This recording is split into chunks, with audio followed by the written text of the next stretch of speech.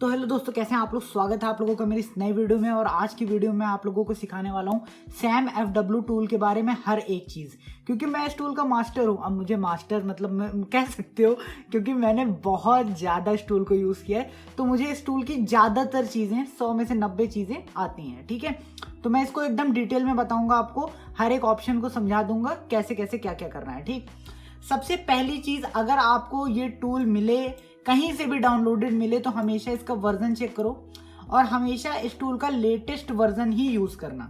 ठीक है, कभी भी ओल्ड यूज़ मत करना, बहुत ही रेयर केस में ओल्ड यूज़ करना, कभी भी ओल्ड करना ही मत। लेटेस्ट कहाँ मिलेगा, ये देखो, यहाँ एक वेबसाइट है samfw.com। सिंपल से इस वेबसाइट के ऊपर चले जाओ, बहुत ही आसान। पहुंच गया वेबसाइट के ऊपर। वेबसाइट के ऊपर पहुंचने के बाद यहाँ पे देखो सैम FW FRP टूल दिख रहा है ना।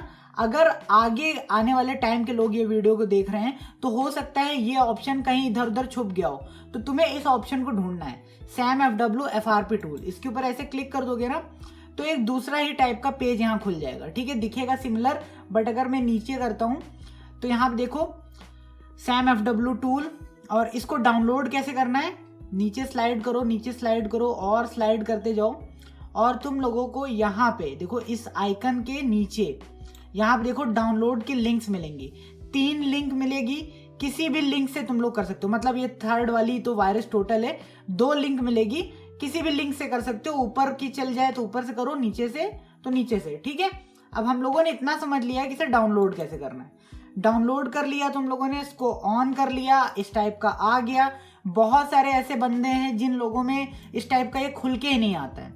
ठीक है, तो उनके लिए क्या सजेशन है मेरा, इस चीज को, इस टूल को डाउनलोड करने से पहले, याद रखना, डाउनलोड करने से पहले अपने कंप्यूटर के अंदर जितने भी एंटीवायरस हैं सबको बंद कर देना। याद रखो, ये चीज बहुत इंपॉर्टेंट है। इसको डाउनलोड करने से पहले, ये नहीं कि तुमने डाउनलोड कर लिया तब एंटीवायरस बंद कर रहे हो। डाउनलोड कर लिया है तो डिलीट कर दो, नया डाउनलोड करो। ठीक है, सारे एंटीवायरस ध्यान से बंद कर देना, सब डिसेबल कर देना। क्यों?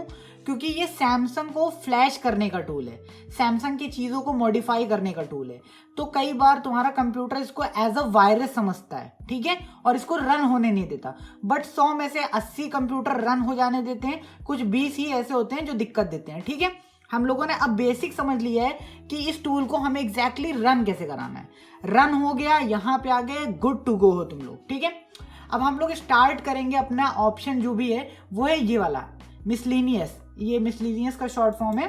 ठीक है, इसमें दरअसल क्या है मेन, मैं इसको थोड़ा सा और ज्यादा फोकस कर दे रहा हूं ताकि तुम्हें ये सारे ऑप्शन और ज्यादा क्लियर दिखें। ठीक है, अब देखो इसके अंदर क्या है, ये जो ड्राइवर सिग्नेचर का तुम्हारा सेक्शन है ना, ये बहुत ही जरूरी इसमें रोल प्ले करता है। क्योंकि सैमसंग के जो ड्राइवर्स होते हैं ना, कई बार तुम्हारा फोन और तुम्हारा कंप्यूटर कनेक्शन नहीं बना पाता। क्यों?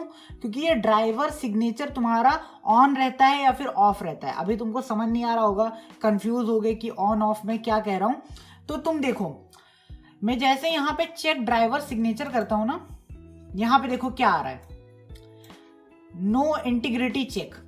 अगर तुम्हारे में ये जो पास लिखा हुआ है और नीचे के 2 सेक्शन पे नॉट सेट लिखा है, इसका मतलब है तुम्हारा ड्राइवर सिग्नेचर गड़बड़ हालत में है, तुम्हें ड्राइवर सिग्नेचर को सही करना है। अगर तुम्हारा पास, तीनों में पास है ना, तब समझो तुम एकदम बहुत ही बेस्ट हो, तुम्हारा ड्राइवर सिग्नेचर बढ़िया है, तुम्हें अब इस ऑप्शन से तो कोई खेल खेलना नहीं है। ठीक है, पर एक चीज याद रखो, सिर्फ अभी मैंने ड्राइवर सिग्नेचर की बात की है।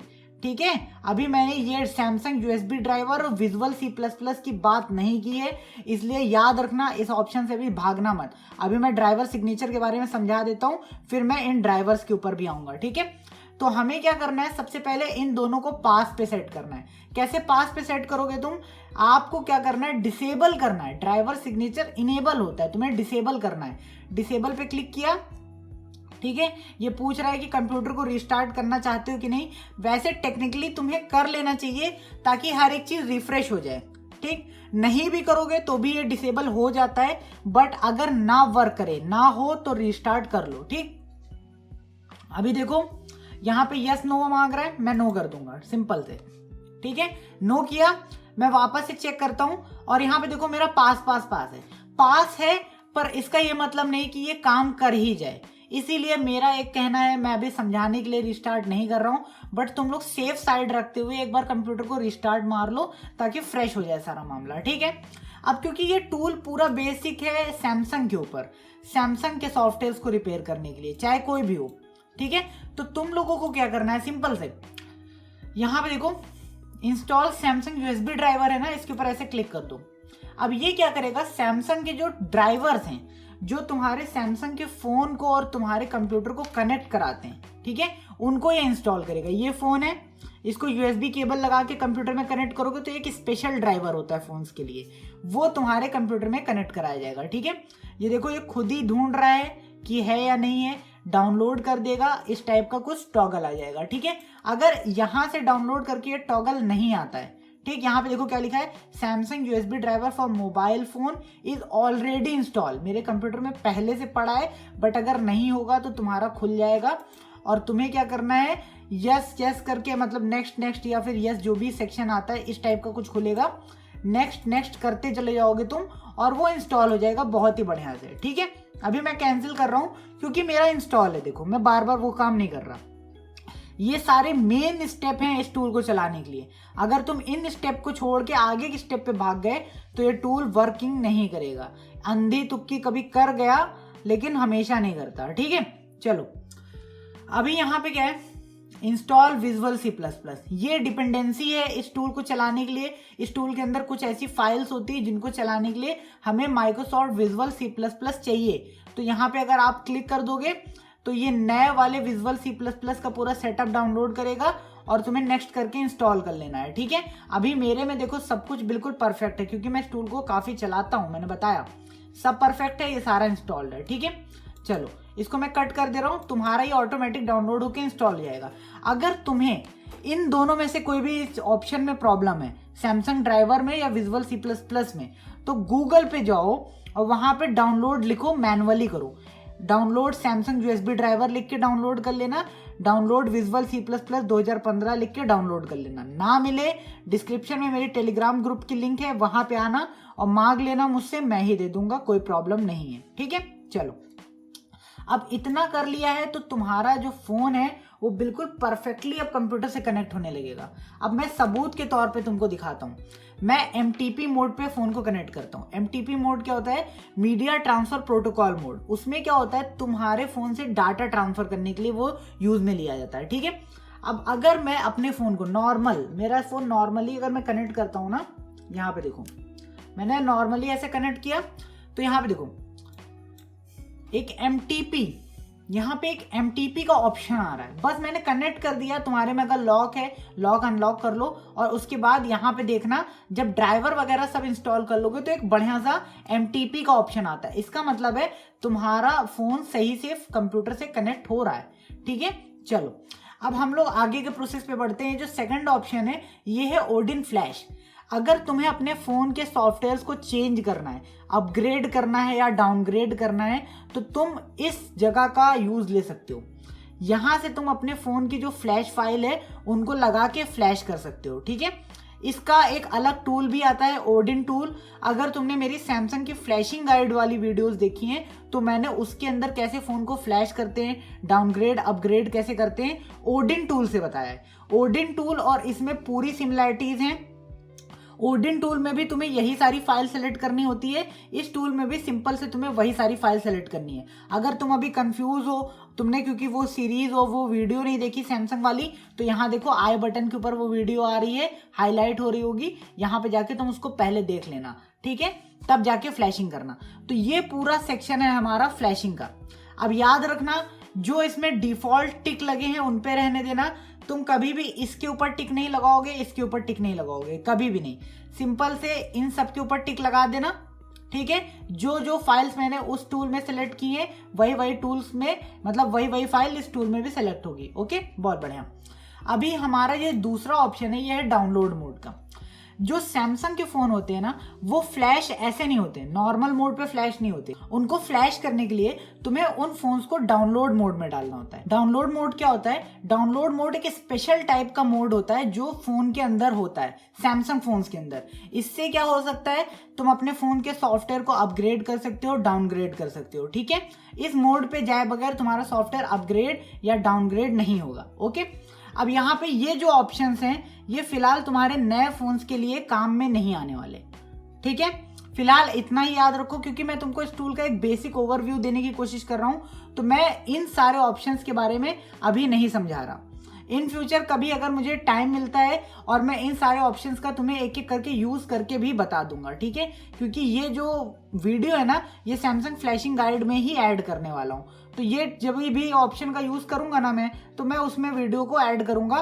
सैमसंग फ्लैशिंग गाइड वाली प्लेलिस्ट एक्सेस कर लोगे तो तुम्हें कंफर्म हो जाएगा। ठीक है, चलो अभी हम लोग रूट के सेक्शन पे आते हैं। रूट तब काम करता है जब आपका फोन रूटेड हो और तब आपने इसमें लगाया हो। ये बहुत ही रेयर केस में तुम लोग यूज करने वाले हो, ये ज्यादा यूज नहीं करोगे। तुम लोग ज्यादा कौन सा यूज करोगे? एडीबी वाला। ठीक है, जब तुम अपने फोन का यूएसबी डिबगिंग ऑन कर लोगे ना और फिर कनेक्ट करोगे फोन को, तब तुम ये सारे ऑप्शंस को यूज कर सकते हो। ठीक है, एडीबी वाले ऑप्शन काफी कमाल के हैं। देखो क्या क्या कर सकते हो, तुम अपने फोन के अंदर अपडेट रोक सकते हो। जो कंपनी अपडेट भेजती है ना तुम रोक सकते हो। अब तुम सोचोगे टेक्निकली मैं अपडेट क्यों रोकूं, कंपनी अच्छे के लिए अपडेट भेजती है, मैं क्यों ही रोकूं। बट कुछ ऐसे अपडेट्स होते हैं खासकर हमारे जैसे लोगों के लिए, मेरे जैसे लोगों के लिए, जो कि सिक्योरिटी को बढ़ा देते हैं। और हम नहीं चाहते हमारे फोन की सिक्योरिटी और आगे जाए, क्योंकि हमारा फोन जिस कंडीशन में है उसी कंडीशन में हमें अच्छा लगता है, तो हम लोग अपडेट को रोक देते हैं। ठीक है, उसके बाद है हमारा सैमसंग अकाउंट। कभी फोन में सैमसंग अकाउंट लग जाए तो इस ऑप्शन से हटा सकते हो। डिलीट ब्लोटवेयर्स, जो भी मतलब सैमसंग कंपनी के फालतू के ऐप्स होते हैं उनको हटा सकते हो। इनेबल मोबाइल डाटा टॉगल, और ये क्या होता है जब कुछ सैमसंग के फोन में साइड में मोबाइल का डेटा का ऑप्शन नहीं आ रहा होता है, मतलब चलता है बट दिखता नहीं, वहां से कर सकते हो।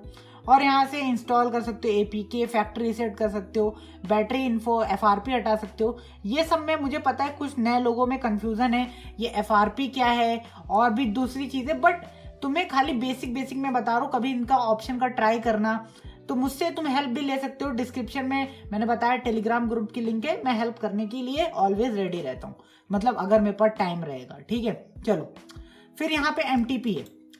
अब देखो, जो मेरी क्या कहते हैं योगी वॉलपेपर बाईपास की सीरीज चल रही है ना, जिन लोगों ने नहीं देखा उन लोगों के लिए ये ऑप्शन बहुत ही ज्यादा इंपॉर्टेंट होते हैं।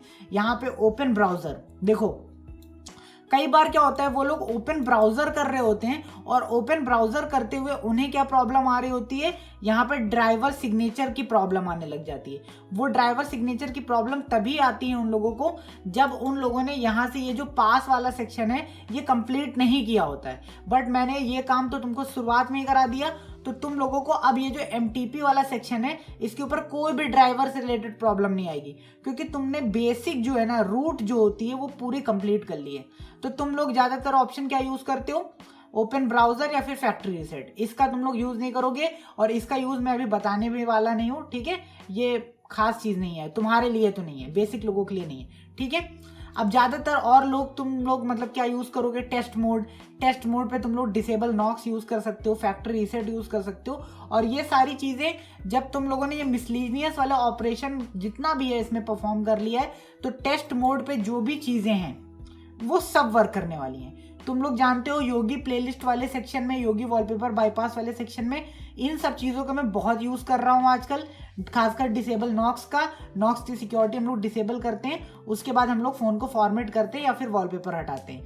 तो इस चीज़ के लिए तुम्हें ये टूल को चलाना आना चाहिए और जो मैंने पहले ऑप्शन बताए हैं उनको यूज़ करना आना चाहिए। ठीक है, बस ये टूल का जो बेसिक ओवरव्यू था ना मैंने तुमको दे दिया है, और इससे ज्यादा तुम्हें इस टूल के बारे में जानने की बिल्कुल जरूरत नहीं है, बिल्कुल लिटरली जरूरत है ही नहीं। जितना मैंने समझा दिया इतना अगर तुमने फॉलो कर लिया ये 15 मिनट की वीडियो, तुम्हारा ये टूल एकदम कंफर्म हो जाएगा। बाकी छोटी मोटी कुछ भी प्रॉब्लम आती है, डिस्क्रिप्शन में टेलीग्राम ग्रुप की लिंक है, उस पर जाकर के तुम लोग हेल्प ले सकते हो मेरे से। ठीक है, और कोई भी खास प्रॉब्लम नहीं होने वाली है। अब चलो, अब अगर तुम लोगों ने यहाँ तक वीडियो देख ली है, तुम्हें चीजें समझ में आ गई हैं, तो अभी जाके मेरे चैनल को सब्सक्राइब करो, इस वीडियो को लाइक कर दो और भाई प्लीज अपना वैल्यूबल कमेंट करना कि तुम्हें ये वीडियो कैसे लगी। तो हम लोग मिलते हैं अपनी अगली कमाल की वीडियो में।